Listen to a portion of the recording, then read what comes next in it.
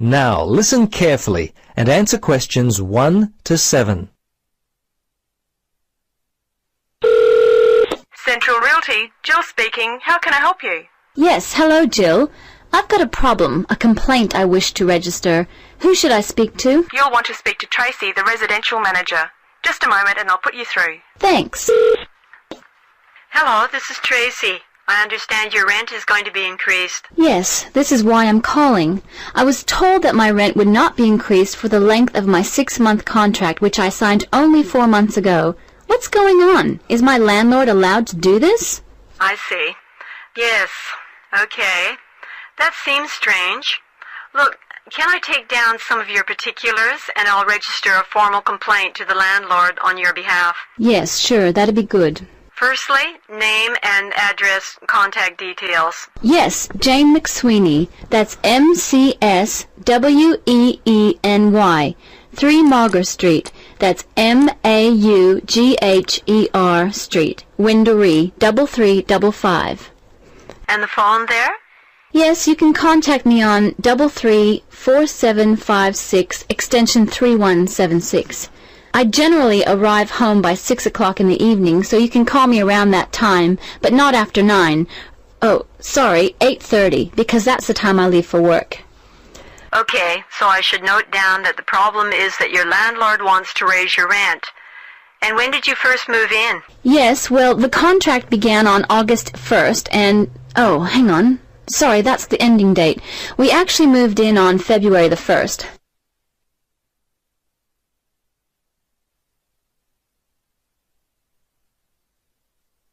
Now listen carefully and answer questions 8 to 10. Okay, good. Now, if need be, you will have to send a letter to the Rental Tenancy Board. But as I said, first let us approach your landlord on your behalf and see if we can work out the problem before it gets to that situation. I'd be very surprised if you have to send a letter. 95% of these kinds of problems get solved early on. Okay. Now, if you have any problems you need to discuss, feel free to come in and talk with the general manager. In the meantime, if you would just wait until we receive an answer from your landlord, we'll be able to then plan our next step. Is there anything else I could be doing? Well, you could write a letter to the RTB listing all the events as they happened from your point of view. But as I say, hold on to it. Don't send it unless we have to. Well, that's about it for now. Thanks for your call. I'm sure we can sort this out. Thanks very much for your help. I hope we can sort it out too. Bye for now. Yes, bye. You will hear a speech given to new employees at a museum. You have 30 seconds to look at questions 11 to 13.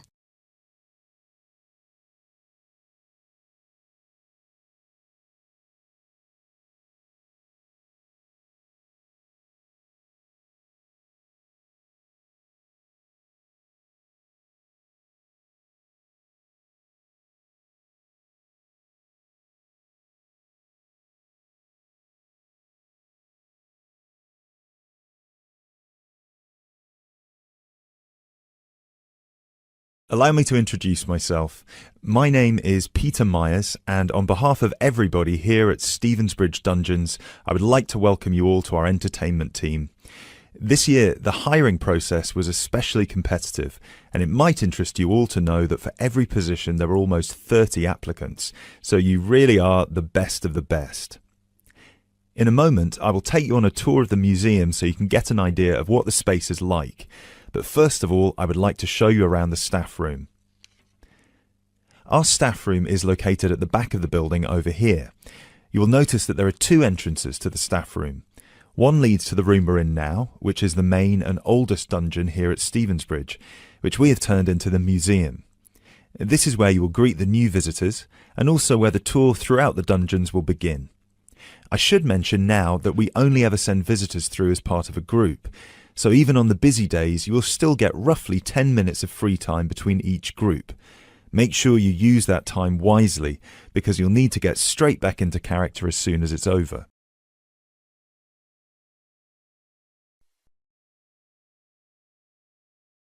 Right, follow me and I'll show you the layout of the museum. From the museum, we can pass through this door near the interactive display into the staff room. From here you can see the steps at the far side in the opposite corner that lead outside into Berwick Street. When you arrive for a shift, it will be much easier for you all to come in the Berwick Street entrance directly down the steps to the staff room. If you come in through the main visitor entrance, it will take you longer to get past security. As you can all see, there are lockers on your right-hand side. They should be big enough for you to put your bags and coats in. You'll get given keys later that work with any of the lockers in here. Over on the other side, past the lockers, is our most exciting area. This is where our wardrobe and makeup will take place. Every shift, you will be transformed from normal people into grotesque medieval prisoners. If you're lucky, you get to be the jailer, but even they rarely bathed in those days. Of course, some of you might consider yourselves method actors, but please do try to shower before your shift. We don't want to give visitors an experience that's too authentic. Now, we do have a staff shower here if you really need it. It is located next to the staff toilets, which are unisex. I hope nobody has too much of a problem with that. Unfortunately, dungeons were not really designed with comfort in mind. You can find the bathroom at the other end of the room from the makeup area. There is also another toilet for the public, concealed just to the right of the door into this room. Let's move back into the museum. We have 3 main sections down here. The first one you pass into when you leave the staff room is the museum. This is where all the useful information can be found, such as dates, number of prisoners, and the kinds of torture that were used. I know it's a lot of information to take in on your first day, but try to learn as much of it as you can. Even though you'll mostly be in character, visitors might want to ask you some questions, and it would be great if you could tell them more about the dungeons. I think it would be more interesting if visitors could learn directly from you rather than having to read about it. As you can see, on the left we have an interactive display for children, and on the right we have a photo booth. This was the original dungeon, first built in 1435. Now, let's pass through into the main dungeon that was added during the Tudor period in around 1570. You might be able to feel that the air is a lot damper and cooler here. That is because we are now beneath the River Stevens. This is primarily the room in which most of you will be working. This is where many high-profile religious figures were held, sometimes for years on end. Depending on the roles you'll be playing, you can either be chained up, free to roam, or, if you're a jailer, wandering between prisoners to keep an eye on them.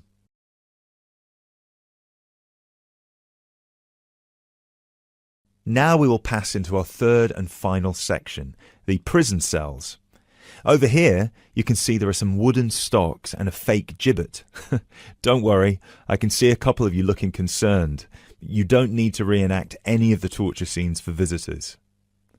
One person each shift will play the jailer in here, where you will give a speech to the group about some of the more notable prisoners to stay here in the past. This is usually the end of the tour, but some visitors will certainly want to ask you more questions at this point, so please try your best to make yourselves available.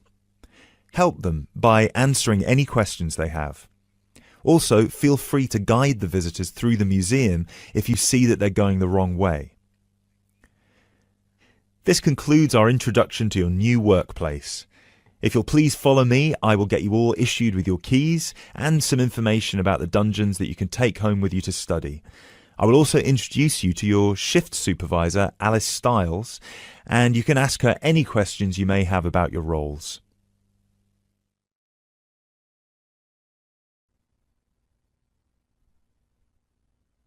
As you listen to the first part of the conversation, answer questions 21 to 24. Hello. I was wondering if you could give me some information about using the archives? I'd be happy to. Are you a resident of the city? Actually, I live just outside the city, but I study at the university downtown. That's fine. All you need to do is show your university identification card, and you can use the archives at no charge, as long as your ID card is current, of course. Yes, it's valid. So I don't have to pay anything? No, city residents pay an annual fee, but students can use the archives for free. Everyone else needs to get special permission from the director, but that doesn't apply to you, of course. Oh, good. I was also wondering about the schedule. I have classes every day, Monday through Friday, and I also have a part-time job, so I could really only use the archives on weekends. That's not a problem at all. We're open all weekend. Actually, the only day we're closed is Monday, so you can come any day, Tuesday through Sunday. Are you open in the evenings? Yes, we're open from 9:30 in the morning until 8:30 in the evening. That will fit my schedule well.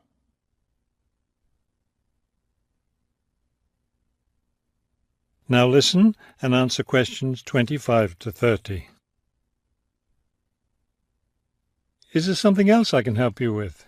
Yes. One thing I'll be needing to see for one of my class projects is old photographs. Do you have photographs of the city in the 19th century that I could look at? Yes, we store all the photographs in the basement. Those stairs over there will take you down to the photography collection. Just tell the librarian there what you're interested in, and he'll help you.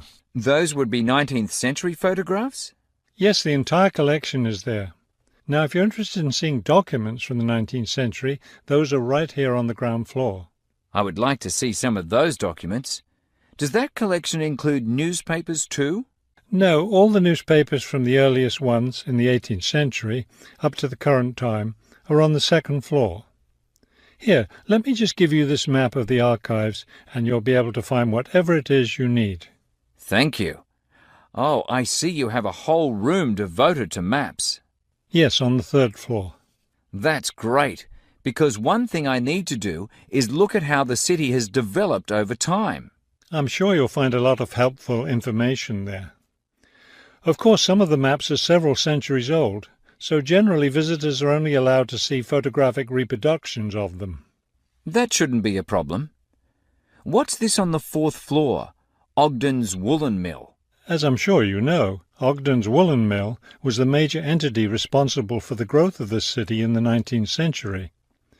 The Ogdeniers gave money for the archives to devote an entire floor to information about the history of the mill. Will I be able to find information about the Ogden family there? Photographs, personal papers, things like that?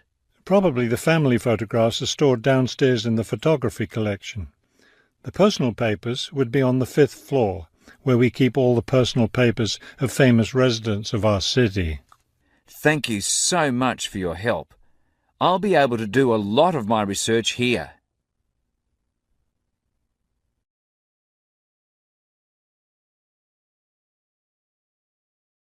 Now listen carefully and answer questions 31 to 40.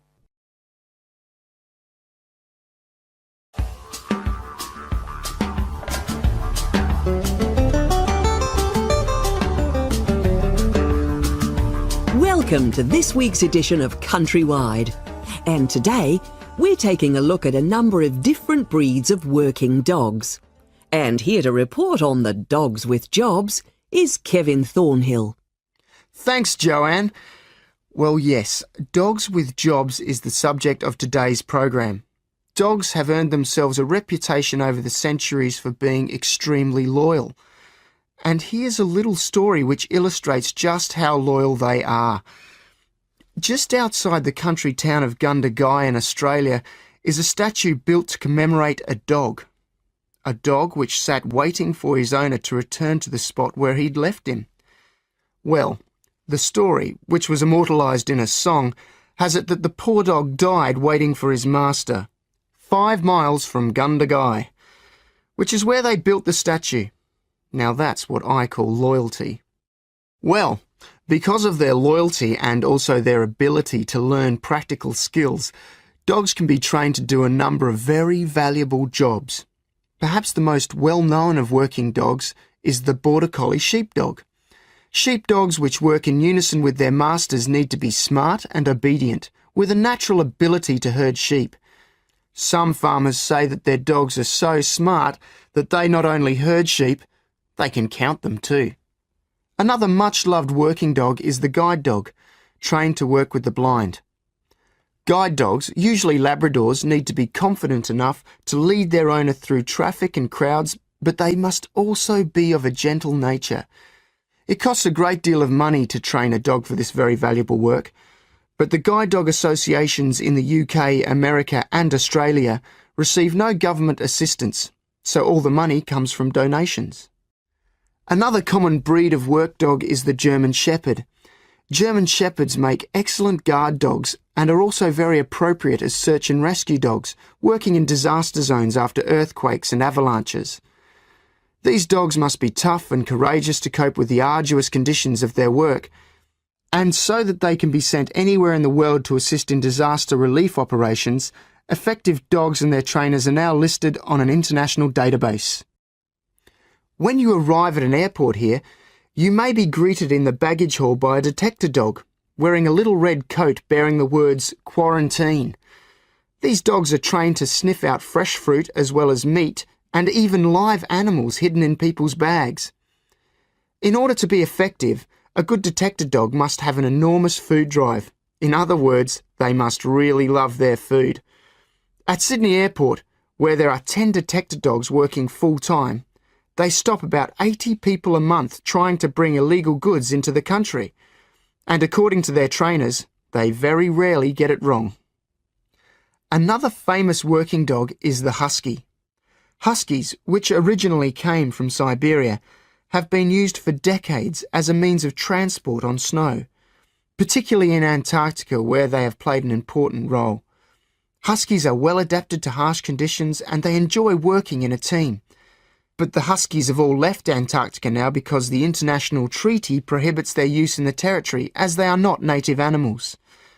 Many people were sad to see the dogs leave Antarctica, as they had been vital to the early expeditions and earned their place in history along with the explorers.